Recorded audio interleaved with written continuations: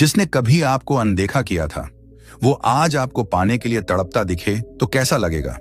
ये कोई बदले की कहानी नहीं है, ये अपने अंदर के मूल्य को पहचानने की यात्रा है। आज हम जानेंगे 6 ऐसी साइकोलॉजिकल ट्रिक्स जो किसी को भी आपके बिना अधूरा महसूस करा सकती हैं, वो भी बिना कुछ कहे।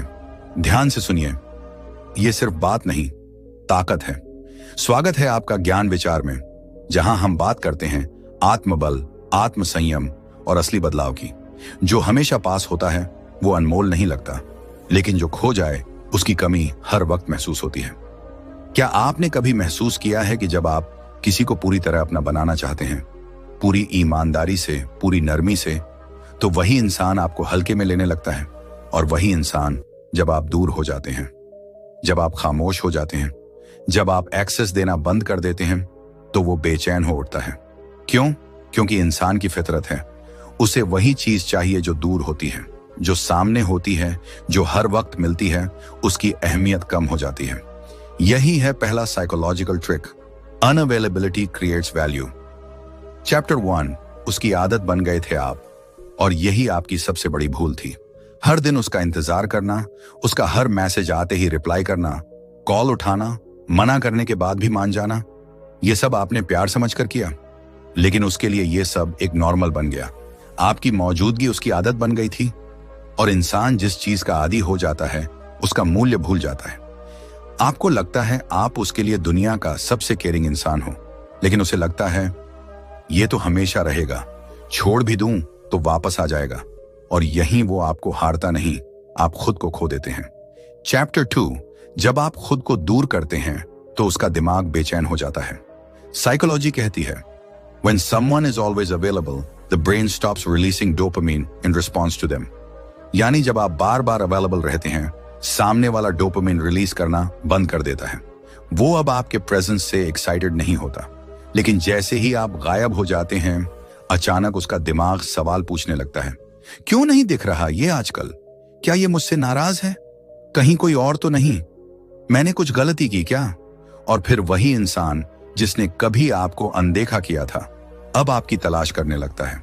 Chapter 3, silence is power. जब आप चुप रहते हैं तब उसकी सबसे गहरी बेचैनी शुरू होती है।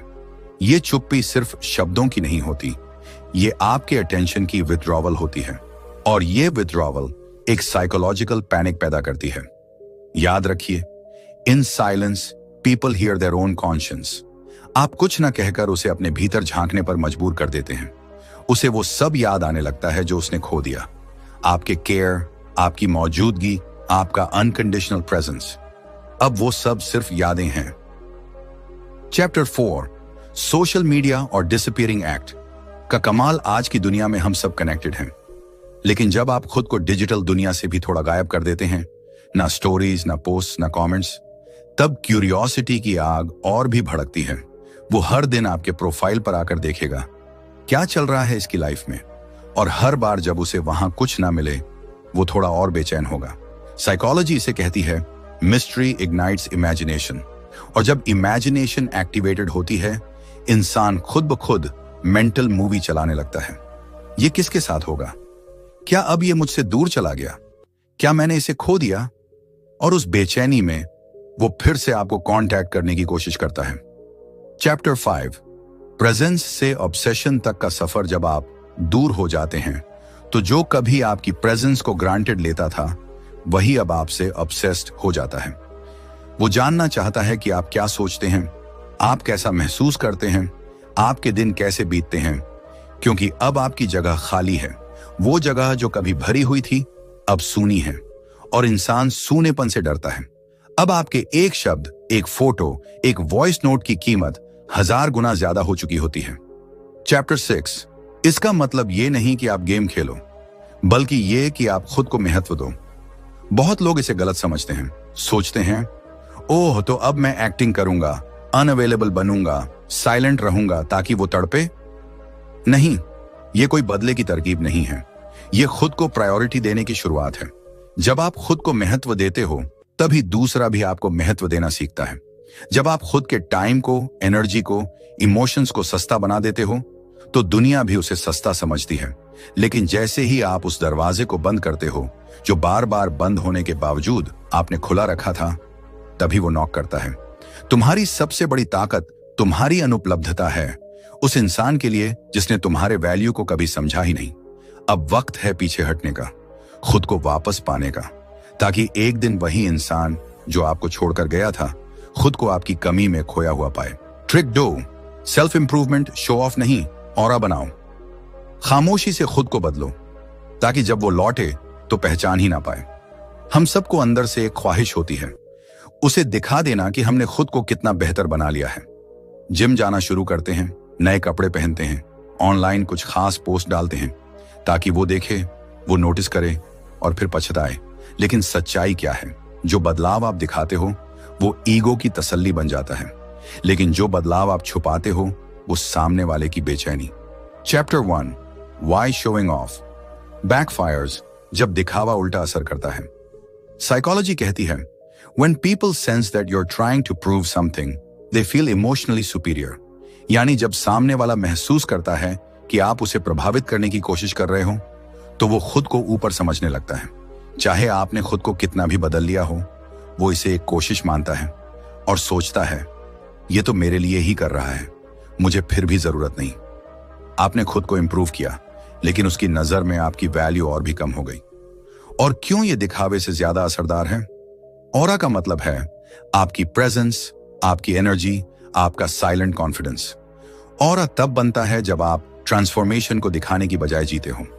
आपने खुद को mentally, physically, financially, emotionally grow किया, लेकिन आप किसी को प्रूव करने की कोशिश नहीं करते। और यहीं पर सामने वाले का दिमाग उलझता है, ये इतना शांत क्यों है? इसमें इतना ग्लो कहां से आ गया? क्या ये सच में बदल चुका है या कोई और है इसकी जिंदगी में? ये सवाल उसका चयन छीन लेते हैं। चैप्टर 3, रियल सेल्फ इंप्रूवमेंट की निशानियां।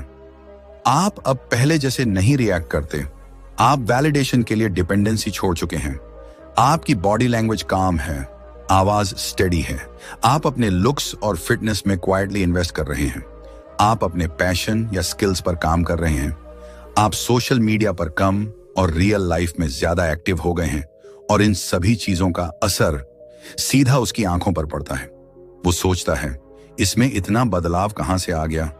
वो कंपेयर करता है आपको आज से और आपको तब से जब उसने आपको छोड़ा था, और हर कंपैरिजन के बाद उसका पछतावा बढ़ता है। चौथी चैप्टर, बदलाव के पीछे इंतकाम नहीं, इनर पावर होनी चाहिए। बहुत से लोग सेल्फ इंप्रूवमेंट को रिवेंज की तरह इस्तेमाल करते हैं। मैं इतना अच्छा बन जाऊंगा कि वो पछताए। ये सोच अपने आप में गलत नहीं, लेकिन अधूरी है, क्योंकि अगर आप सिर्फ बदले के लिए बेहतर बन रहे हैं तो आप फिर भी उसी के इर्द गिर्द घूम रहे हो। असल पावर तब आती है जब आप खुद के लिए बदलते हो, ताकि आपको किसी की वैलिडेशन की जरूरत ना पड़े। वो दिन आएगा जब आप आईने में देखोगे और कहोगे अब मुझे किसी को कुछ साबित नहीं करना, मैं खुद को खुद के लिए प्रूव कर चुका हूं। Chapter 5, mystery plus growth equals unbearable.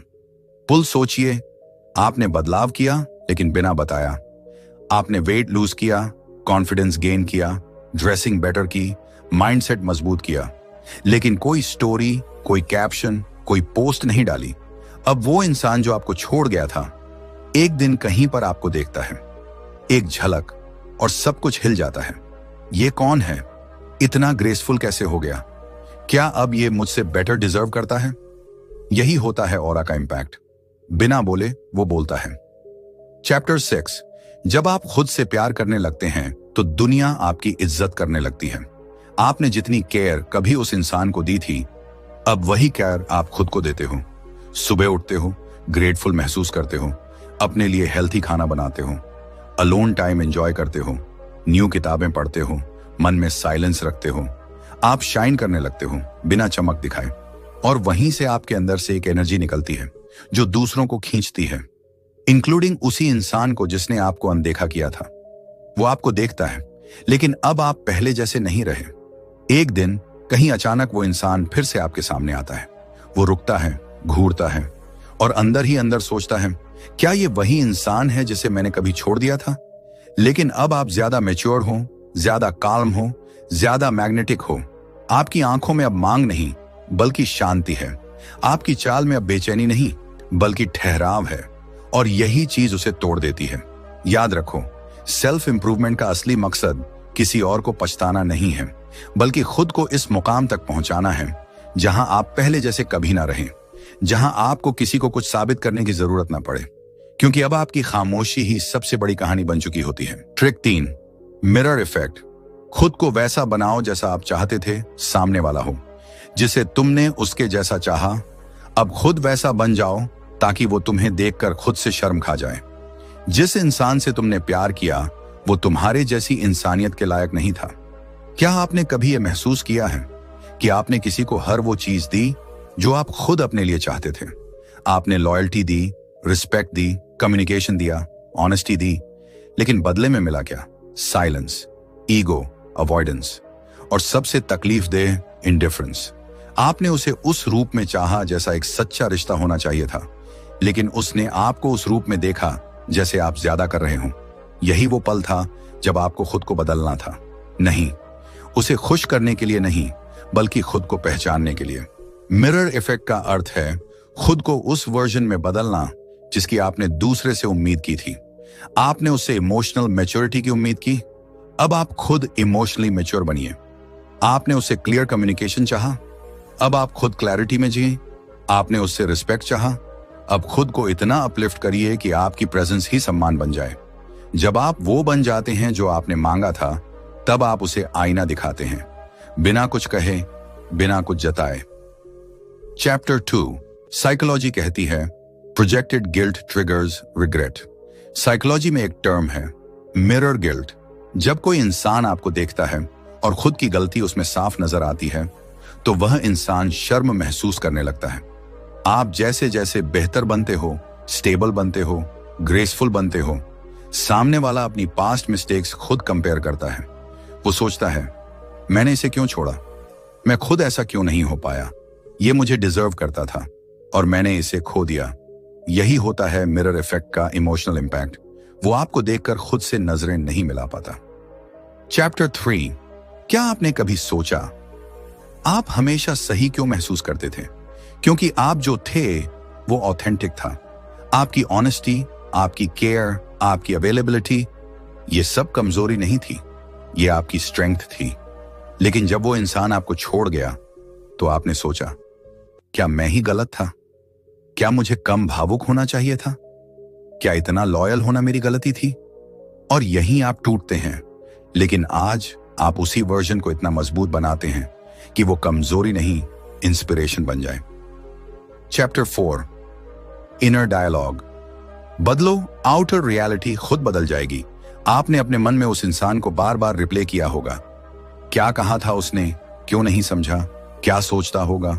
लेकिन अब वक्त है वो इनर डायलॉग बदलने का। क्यों नहीं रहा वो मेरे साथ? मुझे खुद को ऐसा बनाना है कि मैं ही खुद की पहली पसंद बन जाऊं। क्या कभी उसे पछतावा होगा? मुझे अब किसी के पछतावे का इंतजार नहीं करना, मुझे अपने ग्रोथ का हिस्सा बनना है। ये नया डायलॉग आपका नया रियलिटी बनाता है, और यही रियलिटी सामने वाले को झकझोर देती है। चैप्टर 5, वो आपको देखता है और सोचता है, काश मैंने इसे खोया ना होता। उसे लगता था आप कभी बदल नहीं पाएंगे, कि आप हमेशा उसके ही ऑर्बिट में घूमते रहेंगे। लेकिन जैसे जैसे आप काम होने लगते हैं, कॉन्फिडेंट दिखने लगते हैं, फाइनेंशियली इंडिपेंडेंट होते हैं, स्पिरिचुअली ग्राउंडेड होते हैं और इमोशनल क्लोजर पा लेते हैं, वो समझने लगता है कि उसने जिस इंसान को छोड़ा था वो अब वापस मिल ही नहीं सकता, क्योंकि अब वो इंसान इवॉल्व हो चुका है। वो वर्जन अब मर चुका है जो उसे हर हाल में चाहता था। चैप्टर 6, आपकी अपग्रेडेशन उसका डाउनफॉल बन जाती है। आपने कभी बदले की सोच नहीं रखी, लेकिन आपने खुद को बदला, और यह बदलाव उस इंसान के लिए सबसे बड़ा साइकोलॉजिकल मिरर बनता है। वो अब नए रिश्ते में है, लेकिन कंपैरिजन वही है। वो तो ऐसा नहीं था, उसमें ये म्यूरिटी नहीं है। काश मैंने उसे समझा होता। ये तुलना उसकी इनर पीस को खत्म कर देती है। और आप अब उस मुकाम पर हैं जहां साइलेंस भी आपसे बात करता है, जहां आपकी हर मुस्कान में गरिमा है और हर डिसीजन में क्लैरिटी।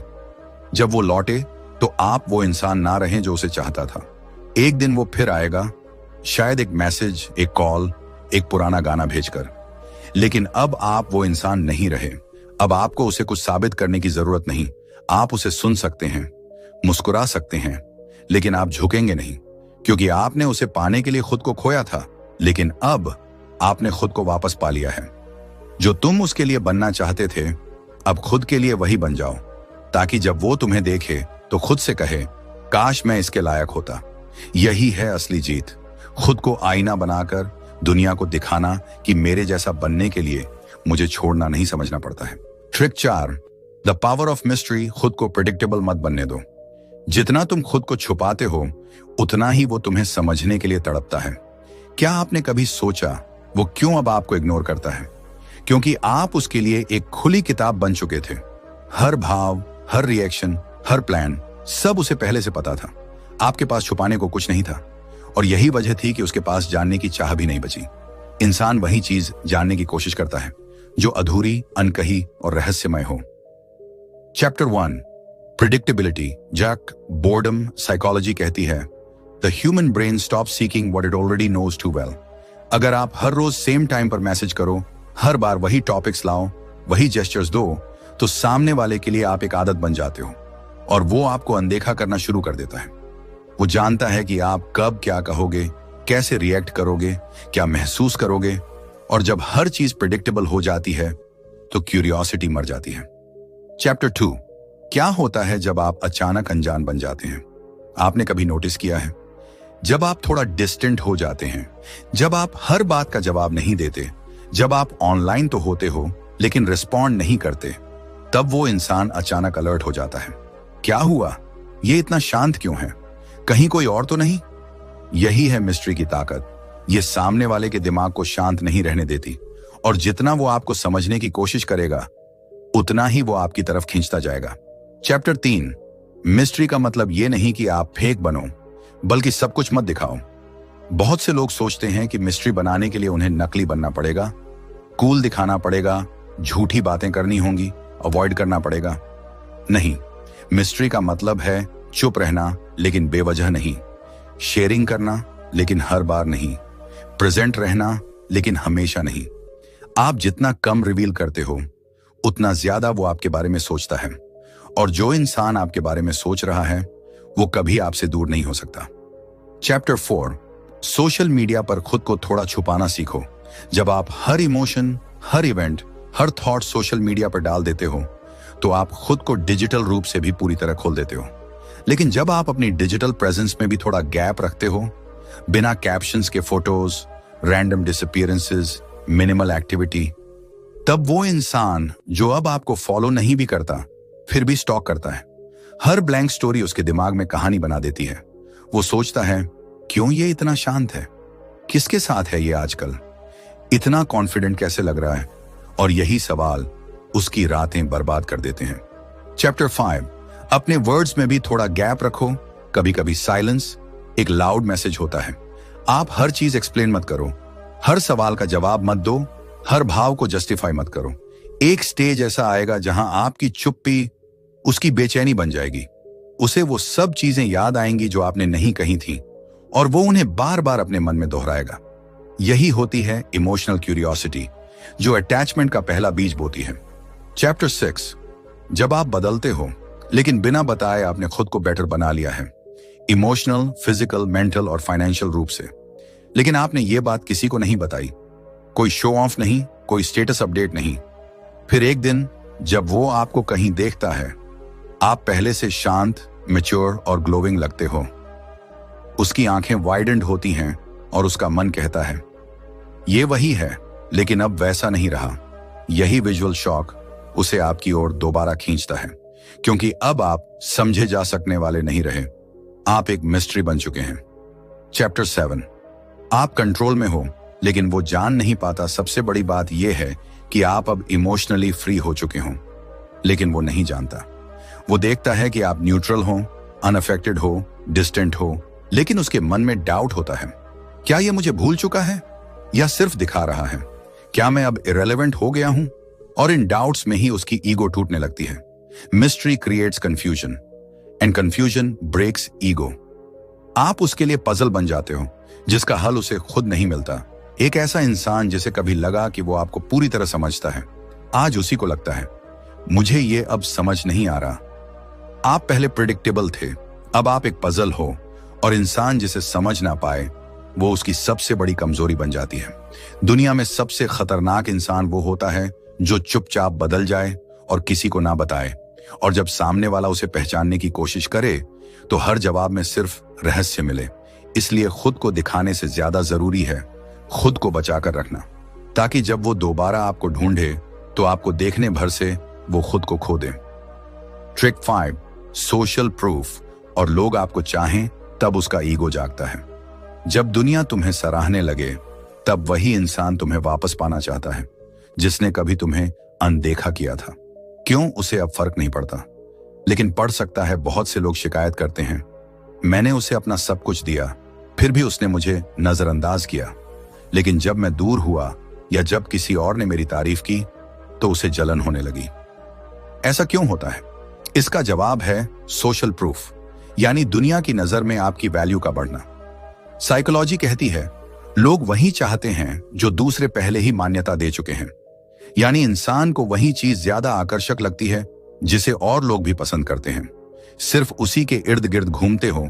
जब आपके मैसेज, आपके कॉल्स, आपकी एनर्जी सिर्फ उसी के लिए हो, तब वो सोचता है ये तो मेरा है, जो चाहे करूं। लेकिन जब वही इंसान देखता है कि अब और लोग आपकी कंपनी को एंजॉय कर रहे हैं, कि अब आपकी जिंदगी में और लोग खुश होकर जुड़े हुए हैं, तो उसके अंदर एक ईगो ट्रिगर एक्टिवेट होता है। चैप्टर 2, सोशल प्रूफ, शाक्तन, वैल्यू एम्प्लीफिकेशन। सोशल प्रूफ का सीधा अर्थ है दूसरों की नजरों में आपकी कीमत का बढ़ जाना। मान लीजिए आपने किसी के लिए सब कुछ किया, लेकिन उसने आपको लो वैल्यू इंसान समझा।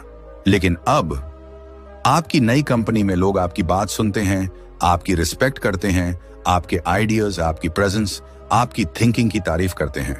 और जब ये बातें उसे इनडायरेक्टली या डायरेक्टली सुनने को मिलती हैं, तब वो सोचने लगता है क्या मैंने गलत इंसान को छोड़ा? क्या मैं इसे अब डिजर्व नहीं करता? यही वो सोच है जो उसकी ईगो को चीर देती है।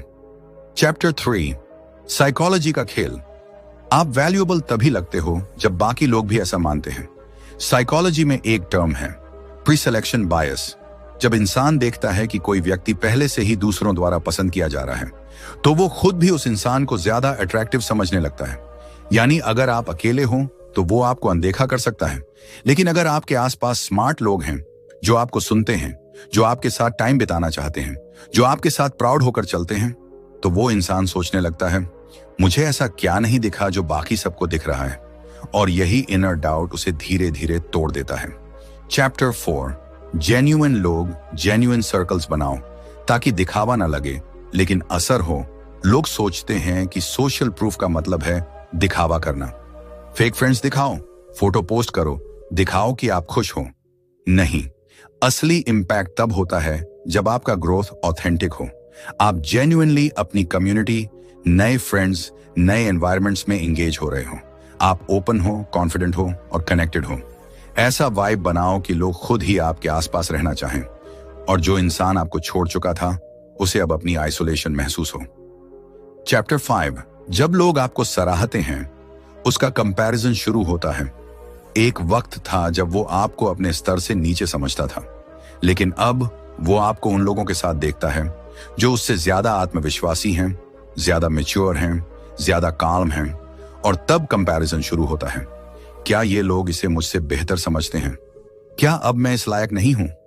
क्या अब ये मुझे रिप्लेस कर चुका है? ये सवाल उसकी मेंटल पीस को धीरे धीरे खत्म कर देते हैं। चैप्टर 6, जेलसी से जन्म लेती है पॉसेसिवनेस। आप अब उसका हिस्सा नहीं हो, लेकिन आप अब औरों के बीच शाइन कर रहे हो। तो वो इंसान जिसे आपकी कभी फिक्र नहीं थी अब पॉसेसिव महसूस करता है। वो स्टॉक करता है, आपकी फोटोज देखता है, आपके लाइक्स, कमेंट्स, सोशल सर्कल्स, और हर बार जब वो देखता है कि आप कहीं और खुश हैं तो उसके मन में एक फायर उठती है। ये प्यार नहीं है, ये ओनरशिप का टूटता भ्रम है, और यही ईगो क्रैक उसे अपनी सबसे बड़ी गलती का एहसास कराता है। चैप्टर 7, आप जब डेस्परेट से डिजायर्ड बनते हो तब उसकी दुनिया हिलती है। पहले आप उसके लिए अवेलेबल थे, अब आप एक्सक्लूसिव हो। पहले आप पीछे भागते थे, अब लोग आपके पास आना चाहते हैं। यही ट्रांजिशन आन उसे सोचने पर मजबूर करता है। शायद मैंने जिस इंसान को इग्नोर किया वही अब सबका पसंदीदा बन गया है। और उस थॉट से बड़ी कोई इमोशनल डिफीट नहीं होती जब वो एक पार्टी में या किसी प्रोफाइल पर आपको देखता है, surrounded by people, laughing, confident, shining. उसके हाथ में फोन होता है, वो आपकी तस्वीरें देखता है, आपकी मुस्कान, आपके आसपास के चेहरे, और मन में चलता है बस एक ख्याल, मैं अब इस दुनिया का हिस्सा नहीं रहा और शायद कभी दोबारा बन भी ना सकूं। ये एहसास सबसे धीमा और सबसे गहरा बदला होता है। जिसे तुमने कभी अकेले चाहा था, अब वही इंसान तुम्हें दुनिया की भीड़ में ढूंढता है, क्योंकि जब और लोग तुम्हें सराहते हैं तब उसे समझ आता है कि उसने क्या खो दिया। इसलिए खुद को ऐसे लोगों से जोड़ो जो तुम्हें उठाएं, जो तुम्हें समझें और जो तुम्हारी असली वैल्यू को पहचाने।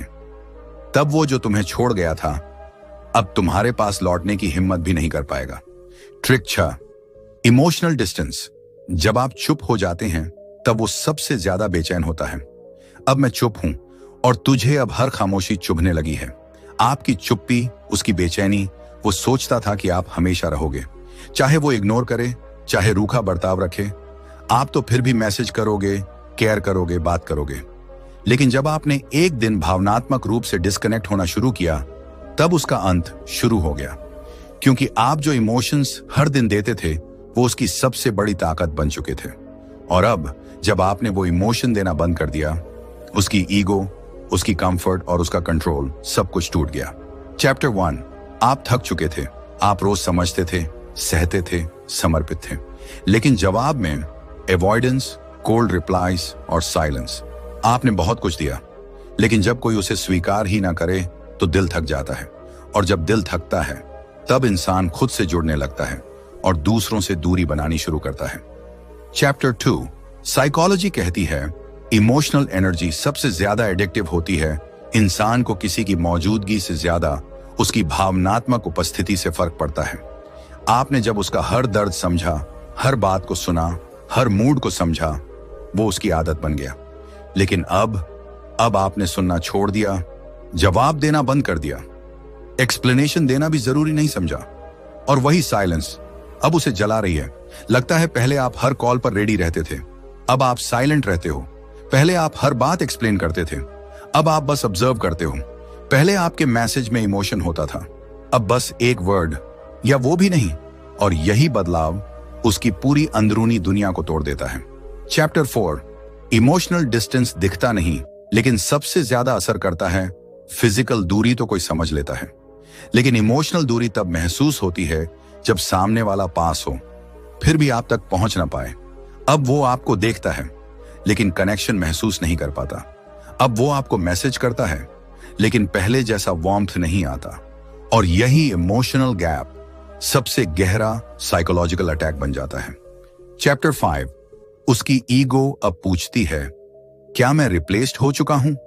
वो सोचता था आप हमेशा रहोगे, लेकिन अब वो आपके दिल से निकल चुका है। वो पूछता है खुद से, क्या ये मुझे भूल चुका है? क्या अब कोई और है? क्या अब ये मुझे प्यार नहीं करता? और यही सवाल उसे अंदर से खा जाते हैं। वो जो कभी खुद को आपका मालिक समझता था, अब खुद से ही सवाल पूछ रहा है, क्या मैं अब इसके किसी मतलब का नहीं रहा? चैप्टर 6, आपने बदला नहीं लिया, आपने खुद को बचा लिया। बहुत लोग सोचेंगे आपने कोल्ड बनकर बदला लिया, लेकिन सच्चाई ये है, आपने वो एनर्जी वापस ले ली जो उसे दी थी। अब आप वो इमोशन अपने अंदर रख रहे हैं, अपने गोल्स, अपनी पीस और अपने सेल्फ रिस्पेक्ट में लगा रहे हैं। अब आपको किसी को कुछ साबित नहीं करना। आपका काल्मनेस, आपका साइलेंस उसकी सबसे बड़ी हार बन चुका है। वो आपको देखता है और पहचान नहीं पाता। वो आपकी प्रोफाइल खोलता है, पुराने मैसेजेस पढ़ता है, आपकी आवाज याद करता है, लेकिन अब कुछ भी वैसा नहीं बचा। आपने खुद को बदल लिया है। आप अब इमोशनली प्रेजेंट नहीं हो, और यही खालीपन उसे अब दिन में भी खा रहा है और रातों की नींद भी छीन रहा है। मैंने तुझे वो सब दिया जो मैंने खुद से भी छीन लिया था, और अब जब तुझे मेरी फिक्र नहीं तो मैंने वो इमोशन तुझसे वापस ले लिया। अब तू पूछेगा नहीं, तू समझेगा भी नहीं, लेकिन हर दिन, हर रात तू सिर्फ एक बात महसूस करेगा, मैंने उसे खुद से दूर नहीं किया, मैंने खुद को खो दिया।